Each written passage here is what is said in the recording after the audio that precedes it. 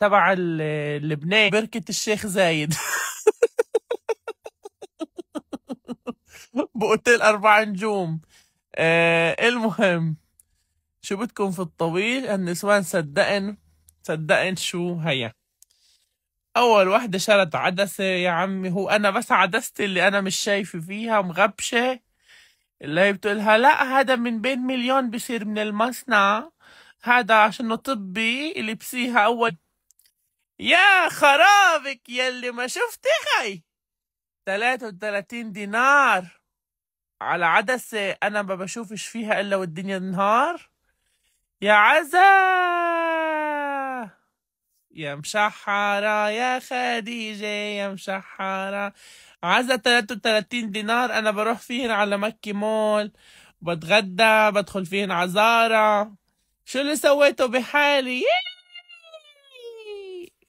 أني اللي بدها تحط عدسة، أني هاد المكعورة اللي نفسها عينها تكون لونها زرقاء تيجي عندي بخبطها بوكس بتضلها عينها زرقاء 3 أيام. أني هاد المكعورة اللي بدها عدسات هي، أني اللي بدها مثل عدسات هي تروح على محل الهالوين. محل الهالوين عنده عدسات بجميع الألوان برضه بوجع العين، بس نفس نوعية تبعتها يعني بقولكم بصراحة يعني، صدق أو لا تصدق، العدسات اللي ببيعوهم للهالوين نفس عدسات هي بقلعوا العين وبوجعوا العين، ويمكن احتمالها تقعدوا طول حياتكم على دكاترة العيون تندموا.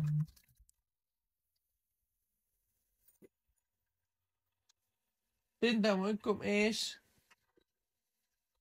حطيتوا في عينكم عدسة.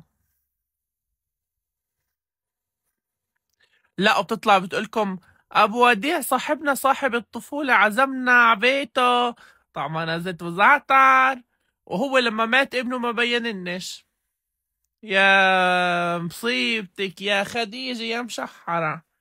إذا إحنا شفت فنانين سافروا من مصر، من مصر راحوا عزوا لأبو وديع، إلا هن شو صفتهن يعني؟ هن بس تبعات التخت ببينن بس بالتخت على حساب صديق الطفولة، وأكلنا معه زيت وزعتر ومقلوبة وبعبص ميدو.